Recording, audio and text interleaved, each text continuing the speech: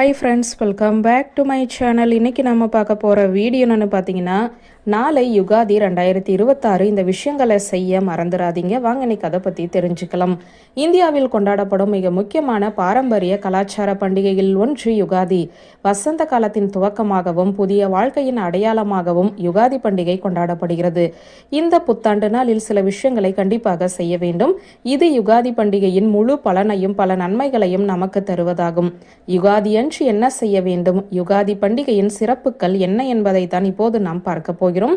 தெலுங்கு மற்றும் கன்னட புத்தாண்டான யுகாதி அல்லது உகாதி பண்டிகை மார்ச் 19ஆம் தேதியான நாளை கொண்டாடப்படுகிறது. புத்தாண்டு பிறக்கும் இந்த நாளில் சில குறிப்பிட்ட விஷயங்களை செய்வதால் செல்வ செழிப்பு ஏற்படும் என்பது நம்பிக்கை. ஆந்திரா, தெலுங்கானா, கர்நாடகா, மகாராஷ்டிரா மாநிலங்களிலுமே இந்த யுகாதி பண்டிகை மிகுந்த உற்சாகத்துடன் கொண்டாடப்படுவது வழக்கம்.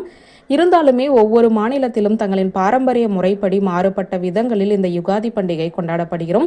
இப்போது இந்த யுகாதி பண்டிகை மார்ச் 19 வியாழக்கிழமை ஆரம்பிக்கிறது. பிரதமை திதி ஆரம்பமானது மார்ச் 19 காலை 7:30க்கு ஆரம்பிக்கிறது. இந்த பிரதமை திதி நிறைவு என்று பார்த்தால் மார்ச் 20 காலை 4:59 மணிக்கு முடிவடைகிறது.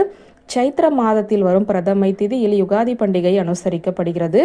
யுகாதி என்பது யுகம் பிளஸ் சாதி ஆகிய இரண்டு சொற்களின் சேர்க்கையே ஆகும்.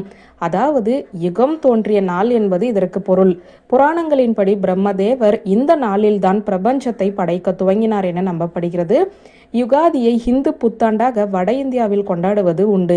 வாழ்வில் பழைய கசப்பான அனுபவங்கள், கஷ்டங்கள் ஆகியவற்றை மறந்து புதியதாக துவங்க வேண்டும் என உணர்த்துவதுதான் இந்த யுகாதி பண்டிகையின் நோக்கமாகும்.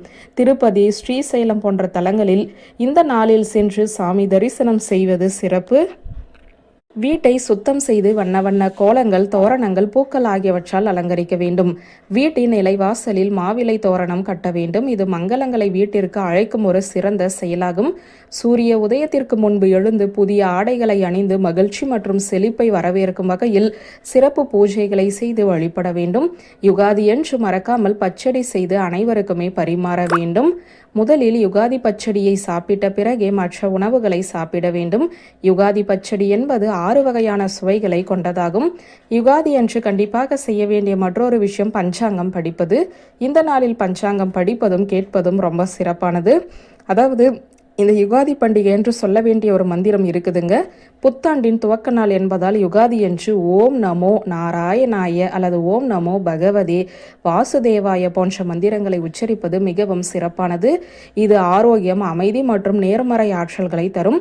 அன்றைய தினம் ஓம் கம் கணபதியே நமக என்ற மந்திரத்தை சொல்லி முழு முதல் கடவுளான விநாயக பெருமானுக்கு பூஜை செய்து வழிபடுவது தடைகள் நீங்கி வெற்றிகளை தரும். வியூவர்ஸ், இந்த வீடியோ உங்களுக்கு பிடித்திருந்தால் லைக், கமெண்ட், ஷேர் பண்ணுங்க. நன்றி.